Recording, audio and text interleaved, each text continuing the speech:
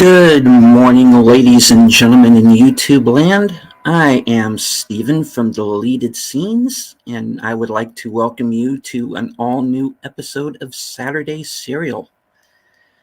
Those of you who are fans of the channel know that Matt is currently traveling. He is with the lovely Wonder Julie, and I am going to be hosting the show this week, but Matt will be back very soon. Links are in the description. And we have our first guest in the chat. Thank you very much, Coffee on Korriban. He's a friend of the show. Sub to his channel. Can't stay, just dropping a like and a comment. Thank you very, very much.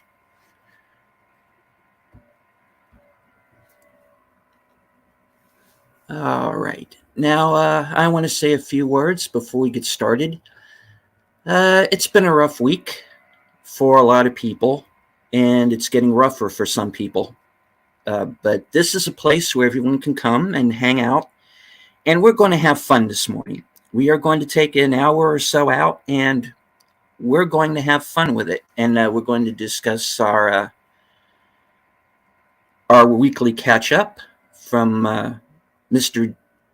Greg Dean Smits of Rotten Tomatoes. But before we do that, we're going to say hello to another friend of the channel, Carl Whitaker, who says, hi, how you doing? I'm doing just fine. I'm a little nervous, as I always get before a show, but seeing everyone in chat, this gives me a power up. So I'm happy to see you here.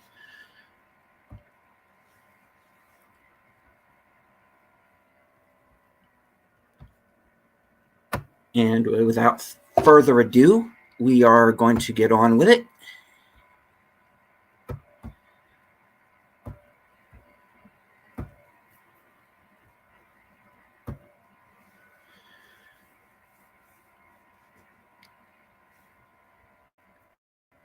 As I said, this is our weekly catch-up from Rotten Tomatoes by Mr. Greg Dean Smits, who has saved this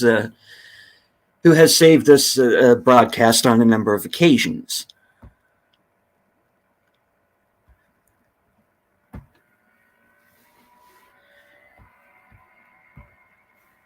All right, the Star Trek cast is returning for another adventure and more movie news. Lord of the Rings goes anime, new projects for Tom Hanks, Simu Liu, Kate McKinnon, and John Cena. Paramount announces a slew of new projects, including Teenage Mutant Ninja Turtles, Transformers, and SpongeBob SquarePants.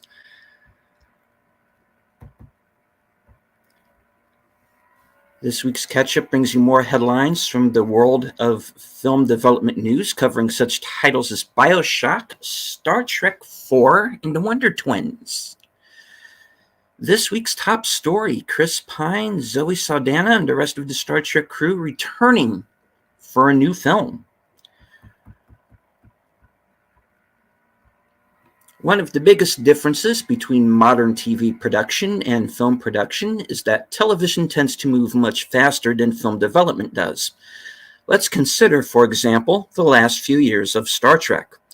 The current Star Trek streaming renaissance began just 5 years ago with Star Trek Discovery.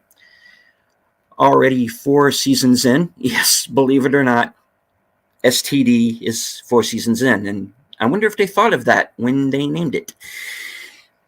Which was followed by Star Trek Picard, the animated shows Star Trek Lower Decks and Star Trek Prodigy, and Star Trek Strange New Worlds, which is coming later this year. By contrast, in the time that all of those Star Trek shows have aired, there have been exactly 0 Star Trek feature films. And there have only been 3 in the 12-plus years since the Kelvin timeline started in 2009, with J.J. Abrams' Star Trek certified fresh at 94%. Fans of Chris Pine as Kirk, Zoe Saldana as Uhura, Zachary Quinto as Spock, John Cho as Sulu, Simon Pegg as Scotty, and Carl Urban as Bones can finally rejoice, as the full crew is expected to return when Star Trek IV starts filming late in 2022.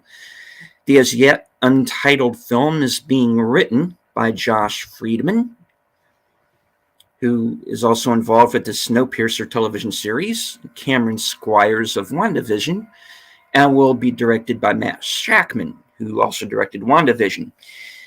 The premise of the new film is not yet known, including how the sequel will address the absence of Chekhov following the 2016 death of actor Anton Yelchin.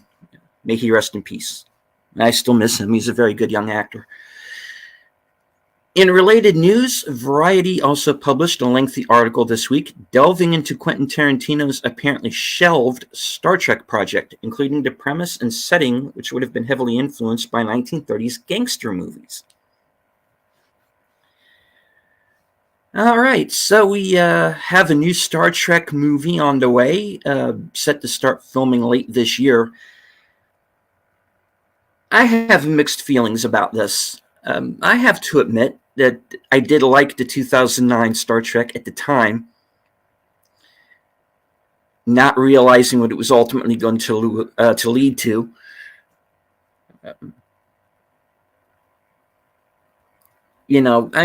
Star Trek still has its fans. There are people who like Discovery. There are people who liked Picard, but I know many more people who didn't. WandaVision also had mixed reviews, and a lot of the people who were involved there are going to be involved here as well. And they also have to explain what's going to happen with Chekhov. Are they going to write him out in some fashion? Are they going to recast?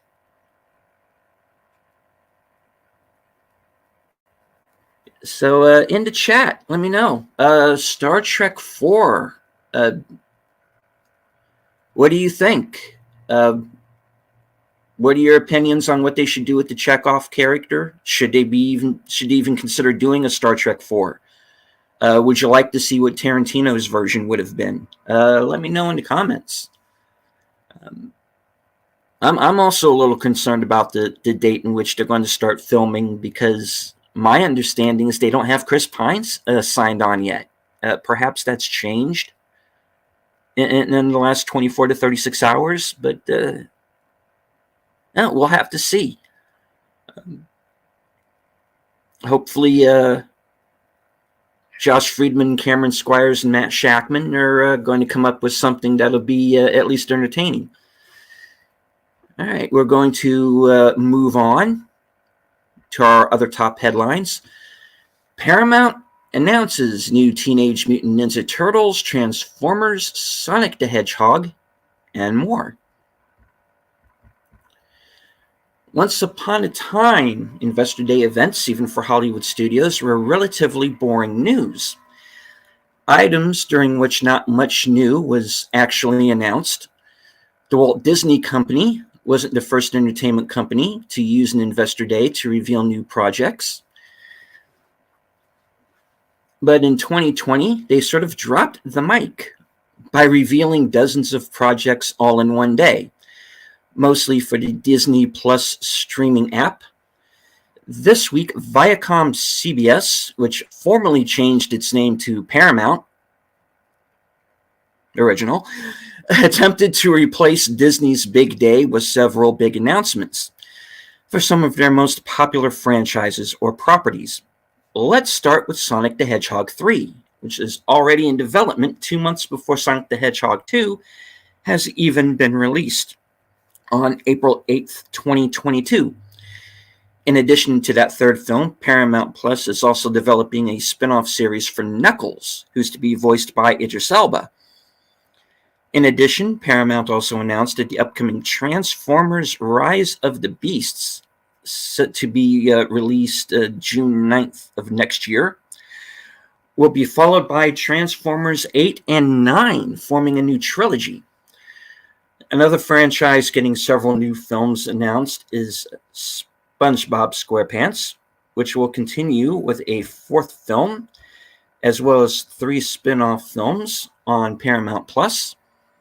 There's also a Teenage Mutant Ninja Turtles is set to be rebooted again, with Seth Rogen's TMNT set to be released 8/4/2023.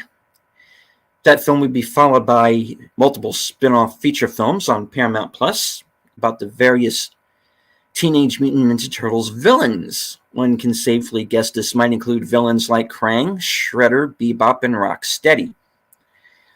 Finally, the Paramount Plus announcement also included Blue's Big City Adventure, the first major feature film adapted from the popular children's TV program Blue's Clues, which will feature all three previous human hosts, Steve Burns, Joshua Dela Cruz, and Donovan Patton. All right, now I have to admit something here. As far as SpongeBob SquarePants is concerned, and a lot of these shows that tend to be aimed more towards children, I'm not really familiar with them.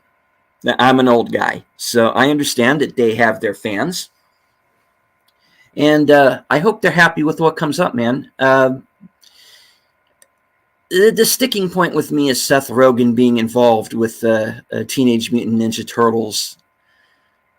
He's said a lot of things online of late. And look, the man is entitled to his opinion, but, you know, his words may stillborn this project before it gets off the ground. So chat, let me know. Teenage Mutant Ninja Turtles, written and produced by Seth Rogen. What do you think? Are you a SpongeBob SquarePants fan or a fan of Sonic? Are you looking forward to these upcoming films? Would you be down with a Knuckles spinoff? Because it looks like we're getting one. Yeah, all right. We are going to move on. And we have Lord of the Rings news. The Lord of the Rings returns to the big screen in anime in the War of the Rohirrim. Yes, I've been hearing a lot about this. I'm looking forward to it.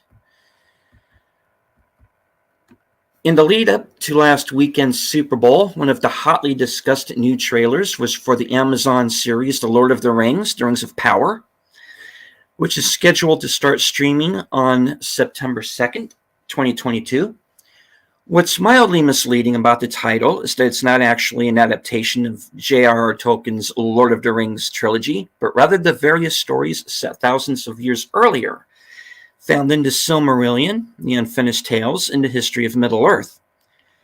Meanwhile, Warner Brothers and New Line Cinema continue to assert that they retained film rights to The Lord of the Rings, and as part of that effort, they announced a new Lord of the Rings feature film, which, like the Amazon show, is also a prequel, but with a more recent setting.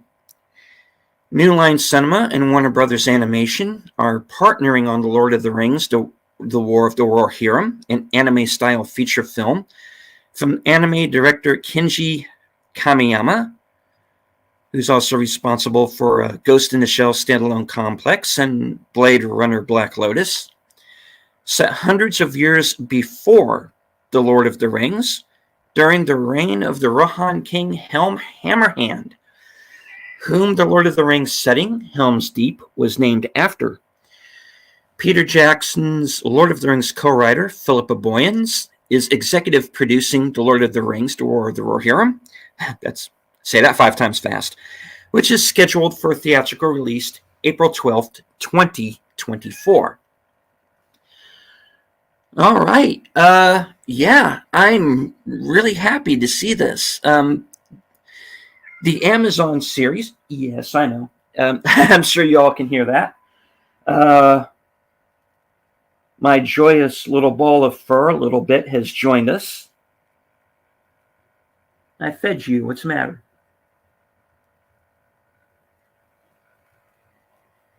How you doing, everybody? All right.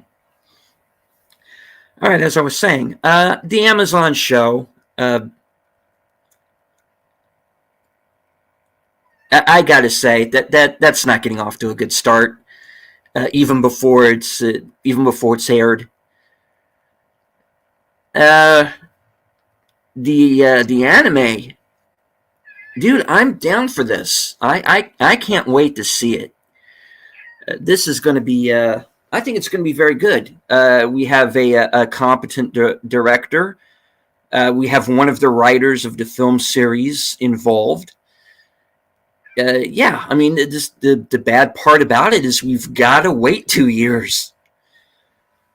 So, chat, War After War, hear 'em. We're 2 years away, but what do you think? Have you heard anything about it that isn't in the article?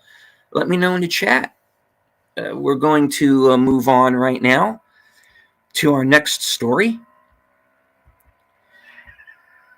A Quiet Place 3 to sneak into theaters in 2025. Okay, another one that they're going to make us wait for. Actor-turned-director John Krasinski directed both A Quiet Place, certified fresh at 96% in 2018, and its pandemic-delayed 2021 sequel, A Quiet Place Part 2, certified fresh at 91%, which starred his wife Emily Blunt, and he won't be returning for the third movie, an untitled spin-off to be directed by Pig director Michael Sarnowski, certified fresh at 97%, that Paramount has scheduled for September 22nd, 2023.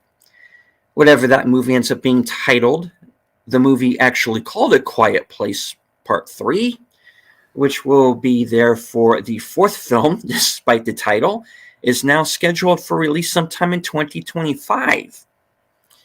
Krasinski was at the Viacom CBS Investor Day to announce the film, but it is not yet confirmed whether he will be returning to write or direct it. Emily Blunt, Millicent Simmons, and Noah Jupe were also not announced as returning cast, but their involvement in this sequel seems likely. Take a bit of tea here.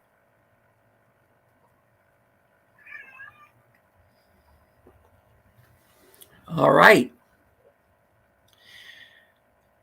We have 2 more Quiet Place films coming up, but it looks like we're going to have to wait a little bit longer before we see them. Michael Sarnowski was, of course, the director of the Nicolas Cage film Pig from last year, which was critically acclaimed. And I didn't hear a single bad review on it. I've yet to see it myself. So anything that he's involved with, I'm looking forward to. Also, I'm hoping to see the original cast back for Quiet Place 3. Okay, so chat or anyone who's watching us on delay, let me know in the comments what you think. Are you a fan of A Quiet Place? Are you happy with seeing this become a series? Let me know in the chat and in the comments. In the meantime, we're going to move on to our next story. Tom Hanks reuniting with Forrest Gump creators for a film entitled Here. All right, let's see what this is about.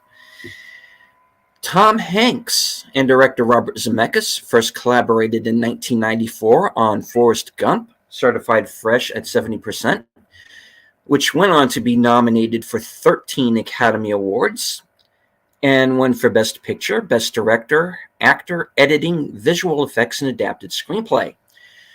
Forrest Gump led to Hanks and Zemeckis working together again on Castaway, certified fresh at 89%, and Polar Express, rotten at 56%.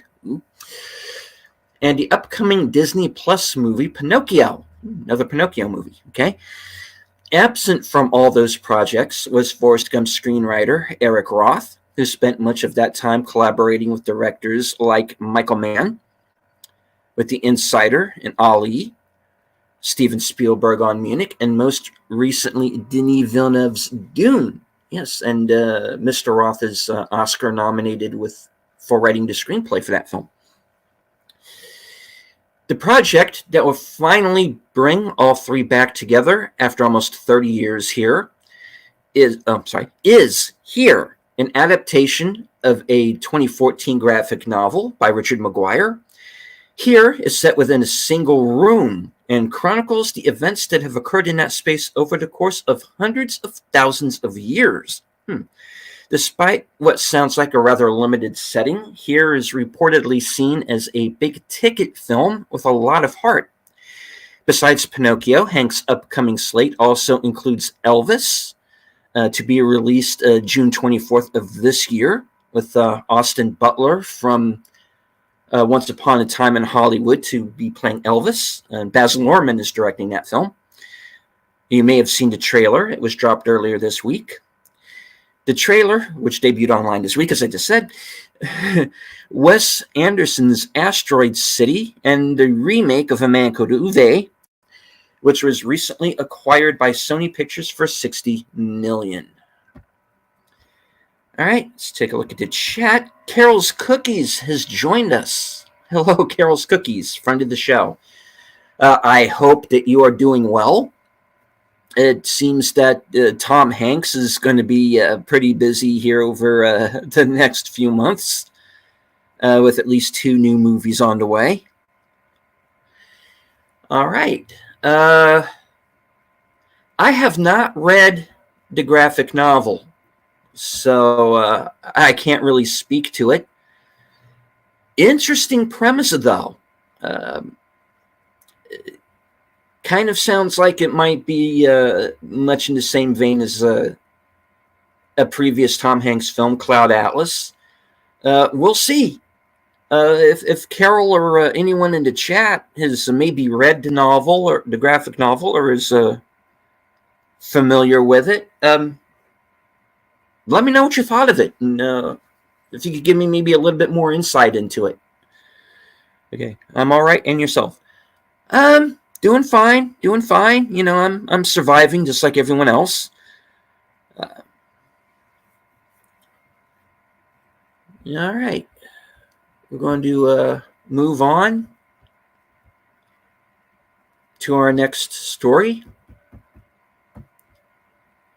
Oh, shot myself there. Megan Thee Stallion to star in A24 musical We Shouldn't Say Here. All right.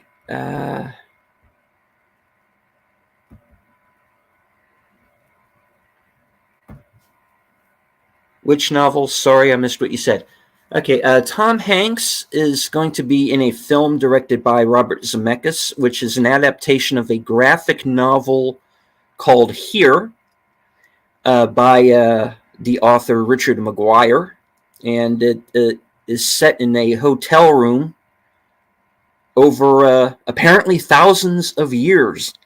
So, yeah, I'm not familiar with it.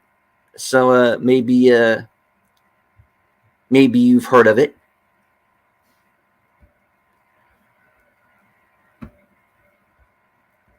We're going to move on to the next story, which will maybe be about something I actually have heard of. We'll see. It doesn't happen often, but every once in a while, a movie will be initially announced with a highly dubious title, as was the case of 2011's No Strings Attached, which was formerly titled something we're not going to say on the air right at the moment. As such, we don't really know what to do with an R-rated musical called Effing Identical Twins, produced by A24. The indie distributor, best known for both its award-winning dramas like Lady Bird and The Farewell, and its indie horror movies like Midsummer and The Witch. That provocative title refers directly to the musical. Let me try that again. To the musical's premise, which is a spin on The Parent Trap. The film will feature an ensemble cast that includes rapper Megan Thee Stallion, Saturday Night Live star Bowen Yang, Broadway star Nathan Lane, and Megan Mullally from TV's Will and Grace. Effing Identical Twins will be written by comedians Aaron Jackson and Josh Sharp, both from the opposition with Jordan Klepper, who are also the stars of the play when it was a 2-man show. They will also star as the 2 titular identical twins. The film will be directed by Larry Charles, whose impressive comedy resume includes TV's Seinfeld, HBO's Curb Your Enthusiasm, and 3 of Sacha Baron Cohen's films, including the first Borat, certified fresh at 90%. So, okay, A24 never fails to surprise, and it looks like they're dipping their toe into the world of comedy.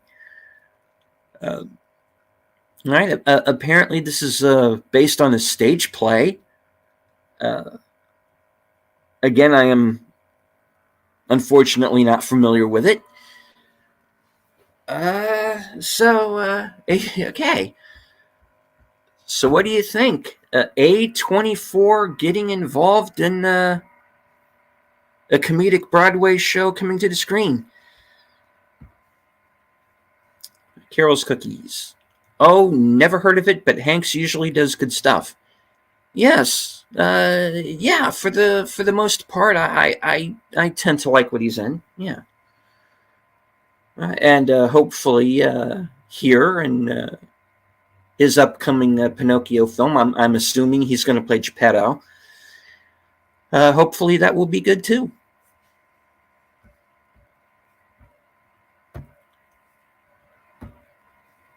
All right, so we're going to move on again to our next story. Another one fans might have mixed feelings about.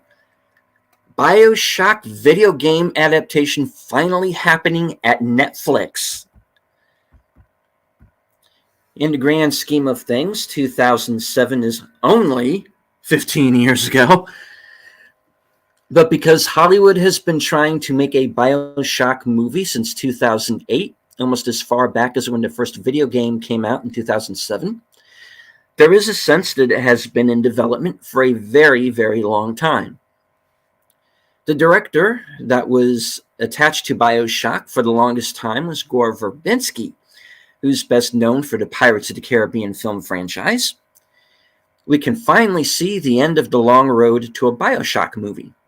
And the savior of the film, as is often the case when it comes to dead projects getting rescued, is Netflix. There are no writers, directors, or cast for the eventual BioShock movie, but it is in official development once again, as Netflix and video game company Take-Two Interactive have reached a formal agreement to develop the film. BioShock is a multi-game franchise that takes place mostly in an underwater city called Rapture that was built in a retro-futuristic 20th century as a utopian society, but has since devolved into a violent and chaotic environment inhabited by giant cyborgs called Big Daddies. All right. Again, I have mixed feelings about this. I'm a fan of the BioShock game, along with many others. Not so much a fan personally of Netflix, especially based on their recent output. Video game movies tend to be a mixed bag with fans, I've noticed. And sometimes you get a kind of a fair to good movie, and most of the time the adaptations have been less than great. They're still in pre-production. We don't have a cast. We don't have a director. We don't have any. We don't have a script yet. So yeah, we're going to have to keep an eye on this one. All we really know is it's going to be at Netflix. So take from that what you will. So in the chat, do we have any BioShock fans? What do you think? Adaptation of the game coming to Netflix.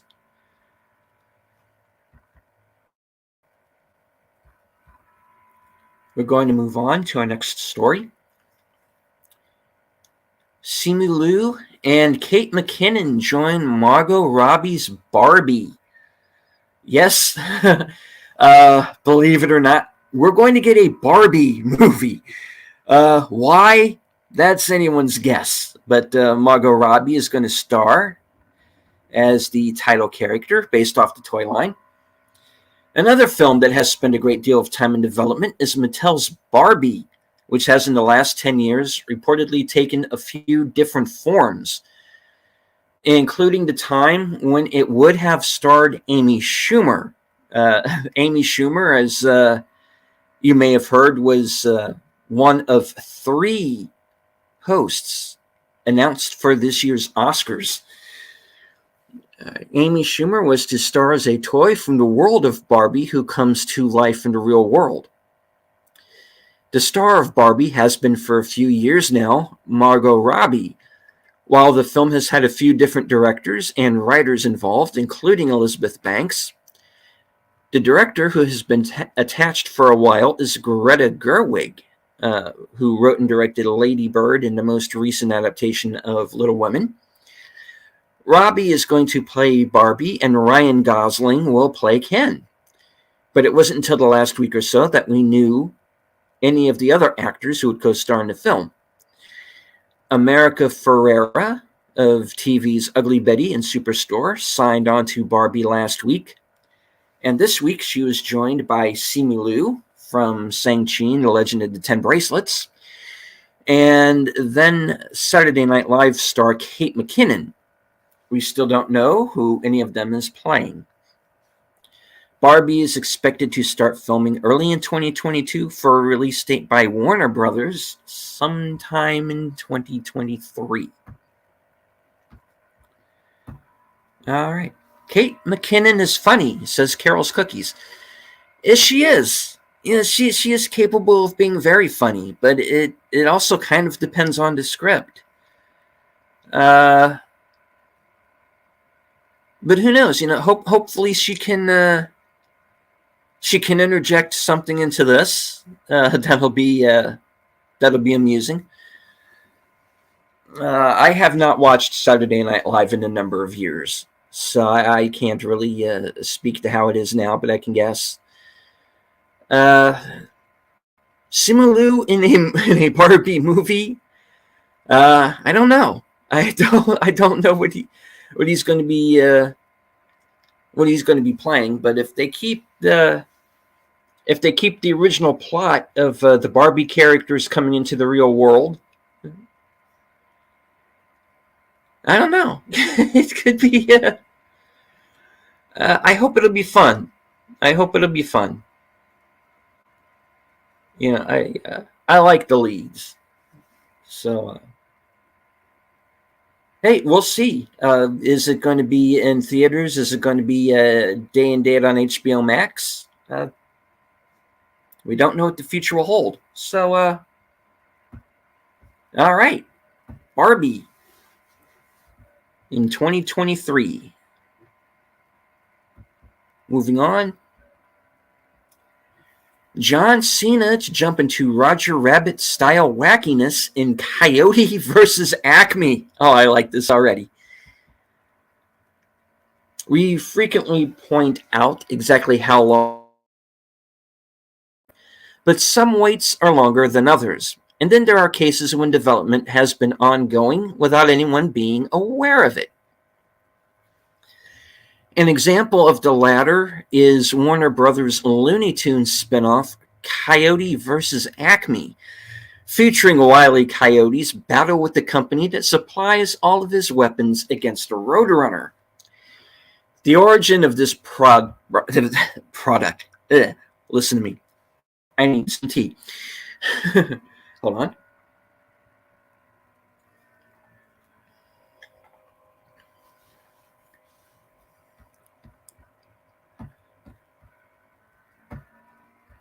All right. Carol's Cookies comments on the Barbie film. It's probably going to suck, even though she's a funny lady. Yeah. Ghostbusters 2016. I'm not going to drop down that rabbit hole, but it definitely has its detractors. My understanding is she's the best part of it. but I don't know really how much that says. Uh, because I have to admit, I watched maybe about 15 or 20 minutes of Ghostbusters 2016, and I got bored and I turned it off. So I can't speak to it on a whole, but what I saw, I was less than impressed with. It's a movie about Barbie. Kids might like it, but they won't get the adult jokes that will likely be thrown in. True. Yeah, I mean, you can say that about really any kids movie that tries to throw in a reference to that an adult might understand. I know going back and seeing movies that I saw as a kid and seeing them now, and you know, and seeing some of the, not getting some of the jokes before, but getting them now and go, sneaky, you threw one in there on me. For example, naming the villain in Shrek Farquaad. Now, what word does that sound like? And remember, you don't pick up on that at the time, and then you think about it later and go, joke grenade. They got us on that one. All right. Let's get back to our story. Coyote versus Acme. The origin of this project is a 1990 satirical piece in The New Yorker, which was subsequently mentioned in passing in various pieces about Warner Brother Animation in the 1990s before it disappeared into the ether during the 2000s and 2010s. Coyote versus Acme eventually came back to life in 2018, and now it appears to be actually closing in on production with the announcement of a human movie star.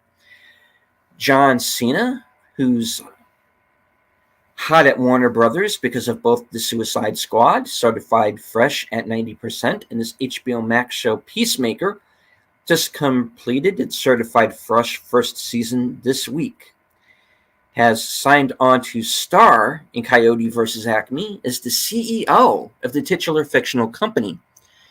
It is not yet known who will voice Wile E. Coyote, or if the world they live in will feature cameos from other Looney Tunes characters, such as Bugs Bunny, Daffy Duck, and etc. Okay, so I got it. As the Coyote and Roadrunner, those are my favorite cartoons. I'm not gonna lie. I love it. I like the fact that the Coyote doesn't give up, even though you know he's never going to catch up to the Roadrunner. And what would he do with him if he actually caught him? Would he eat him? And because I don't think he would, because I think he enjoys the chase. All right, I'm going to give this one a chance. I hope they don't try to set it in like a Space Jam kind of world. I was not a fan of Space Jam: A New Legacy. I've been pretty upfront about that. I didn't throw the hate on it as much as most, but I am far from recommending it. Let's see if Carol's Cookies agrees with me. Not really a fan of cartoon and live action mixed movies. I agree. Aside from Roger Rabbit and Space Jam, the first Space Jam, I'm not really a fan either. The actors are usually not very good at pretending to look at the animated characters and it looks fake. Yeah, I agree with you there, Carol.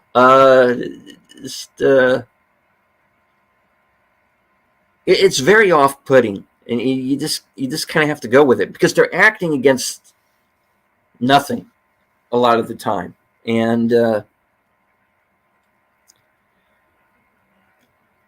as we've seen with a lot of these live action animated mixes, they're difficult to do.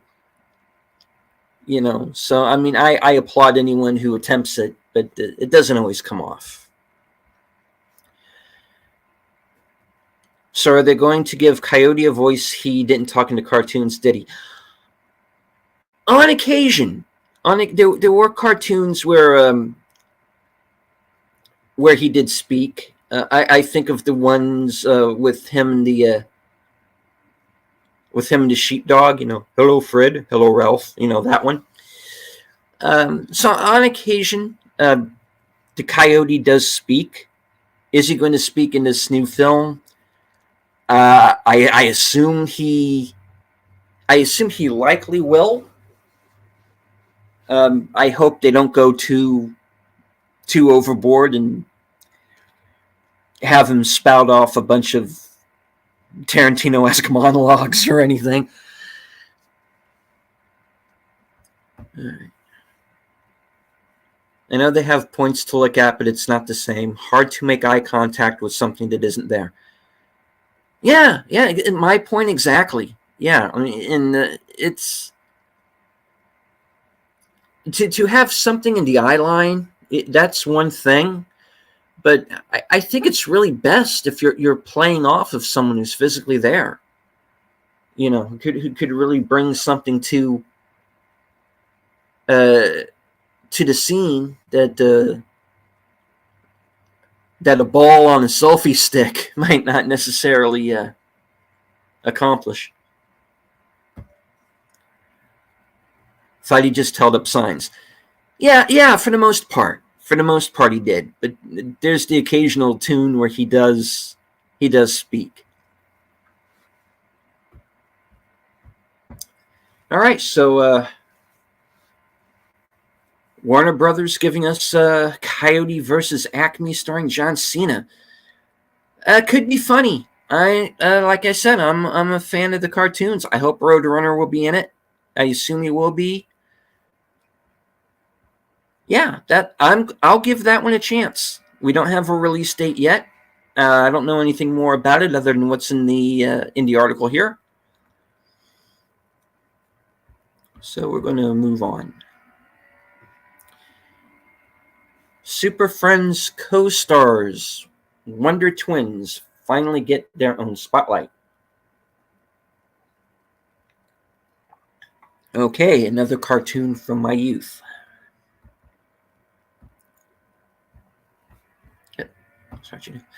Although many DC Comics characters have been around since the 1940s, or in the case of Superman, the 1930s, there's an argument to be made that one of the most influential vehicles for their superheroes was not their own comic books, but the long-running ABC Saturday morning cartoon Super Friends. Consider, for example, that the reason that Aquaman, of all DC Comics superheroes, and there are hundreds, is considered one of DC's biggest stars is because he was one of the 4 core heroes on Super Friends. In addition to characters from the comics, Super Friends also introduced new heroes. The less said about this, the better. And sidekicks like Geek, Marvin, and Wendy.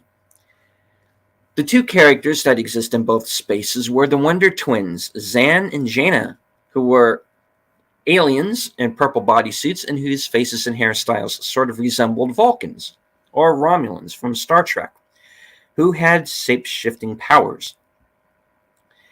HBO Max is now developing a Wonder Twins movie, giving the characters their own spotlight for the first time in TV or film.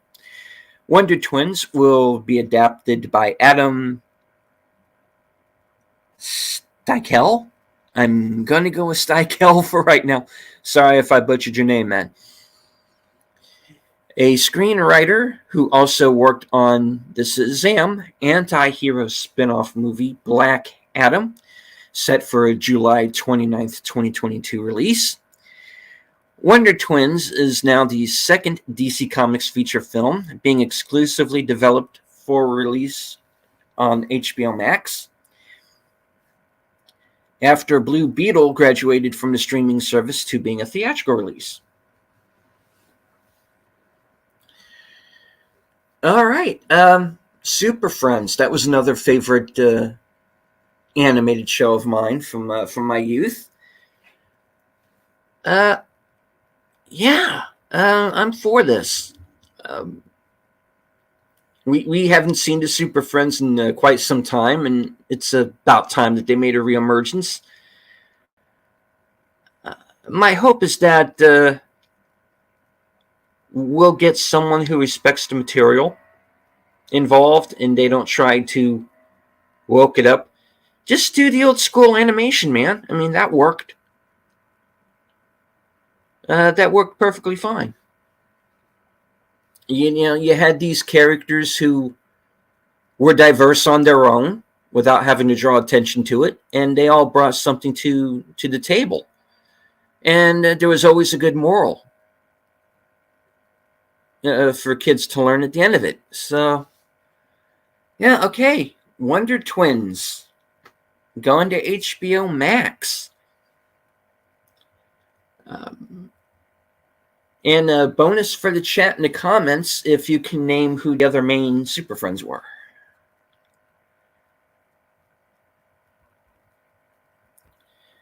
All right. Well, all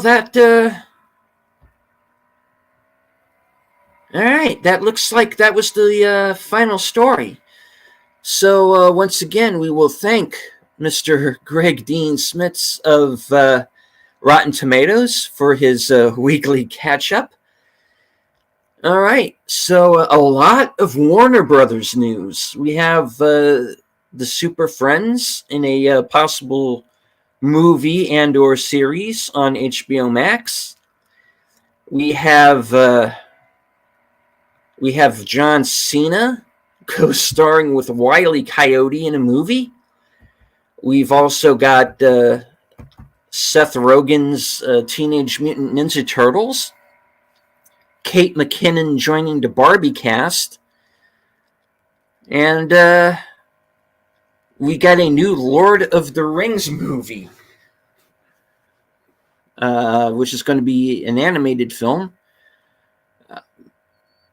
I'm looking forward to that. Of everything we've talked about this week, the Lord of the Rings anime is something I'm looking forward to. It's just a shame we're going to have to wait so long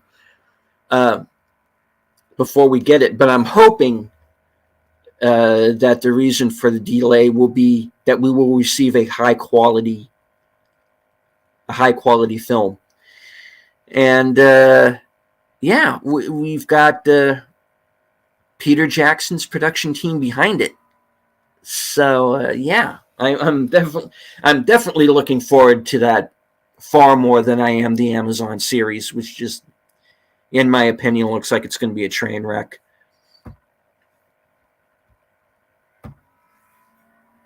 Nope. Yeah. One of the reasons why I asked Carol is that even though I did enjoy the show, I can't for the life of me at the moment remember who the other three characters were that were the leads along with Aquaman. I got to assume it was the other members of the Justice League. I'm sure Wonder Woman was probably in there. Superman likely. I don't remember if Batman was in Super Friends. So yeah, anyone in the chat or in the comments after you see the replay, remind me, was Batman in the Super Friends?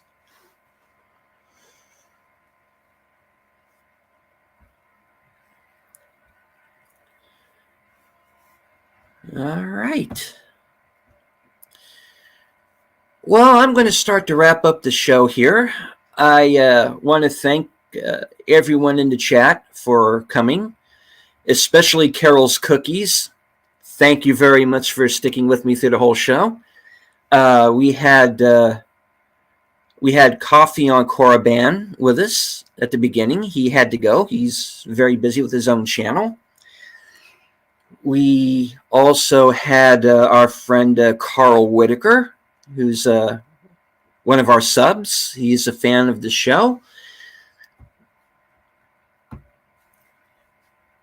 I'm not up to speed with superheroes. Yeah, I don't. Yeah, I don't blame you. There are many of them, and after a while, it is hard to keep track of them all, especially with the different iterations. I mean, we did like let's take for example Batman. We had the Nolan trilogy with Christian Bale, so he's fresh in everyone's mind. We have Michael Keaton returning as Batman for both the Flash, the Flashpoint film, and I understand he's in Batgirl as well for HBO Max. We have Affleck's Batman, and we have Edward Sparklebat coming up. So yeah, I mean, just keeping track of Batman's timelines alone, it's a daunting task. Sure thing, chicken wing. Thank you, Carol. All right. So, in conclusion, as I said at the beginning of the show, in case you missed it, Matt is currently on location. He is with the ever lovely Wonder Julie. And yes, ladies and gentlemen, the twin flames are together. Matt will be rejoining the show very soon. Let you know what I'm up to. I am going to be appearing tonight on Rambling Canucks channel for Karaoke Saturday night. That will be at approximately 10 p.m. Eastern Standard Time, and we are usually on for we're usually on for a few hours. Karaoke at Bill's tonight if you're around. Yes, my friend Jedi Bill, who also appears on Canucks karaoke streams.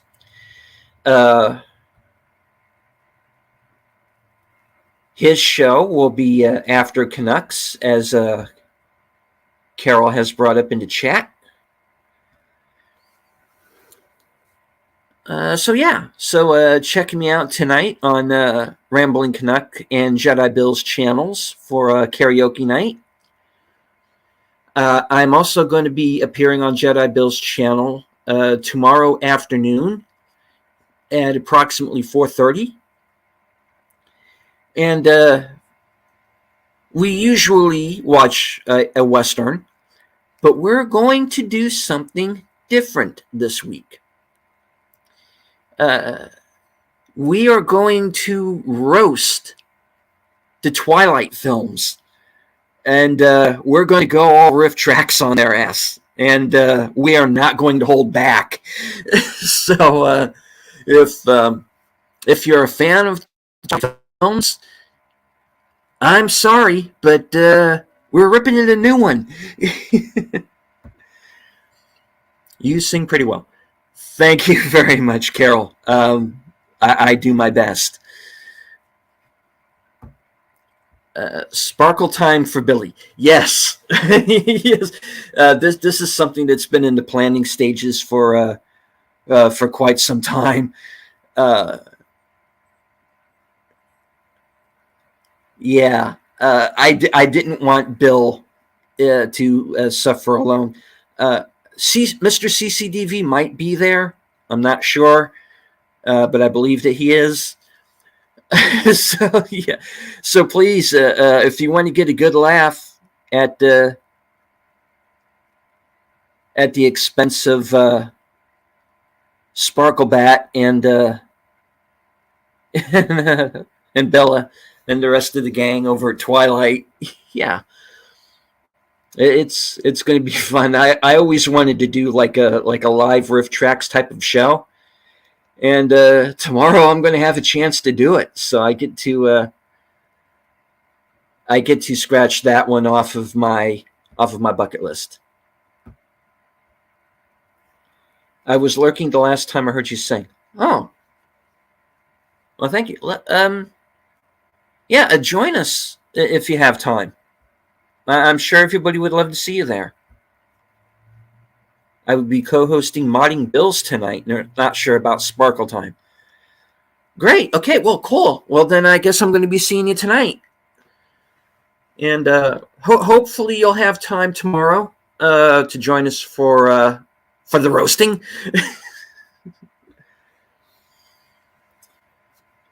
All right, so I'm going to wrap it up here. I wanted to once again thank everyone. Hold on. Carol's back.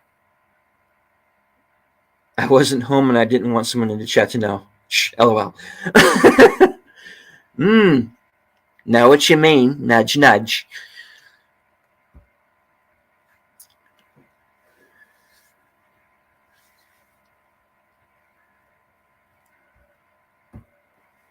Okay, catch you later tonight. Yes, I will catch you later tonight. All right, so ladies and gentlemen, thank you very much for sticking with me for another episode of Saturday Serial.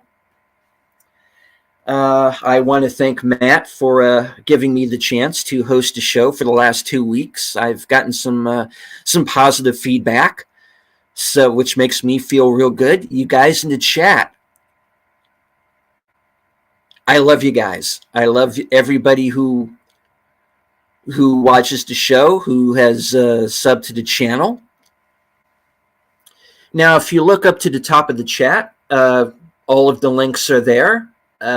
Catch me here on YouTube or on Twitter. I'm T-shirted historian once called me the YouTube Ronin because I showed up either on so many shows or in the chat. So you'll probably see me there. All right. So once again, I just want to say to everybody, we're going through some troubling times right now, but I want everybody out there to think positive. Hope is not yet lost. You know, it's always darker, they say. But not to mix my metaphors here, but I think there's going to be a light at the end of the tunnel. And I'm going to be there with you guys every step of the way. All right, so I am Steven from Deleted Scenes. I am going to sign off now. And I want everyone to enjoy their weekend. Don't forget to hit the like, share out the link. Don't forget to subscribe to the channel. Link is in the description. And take care of yourselves.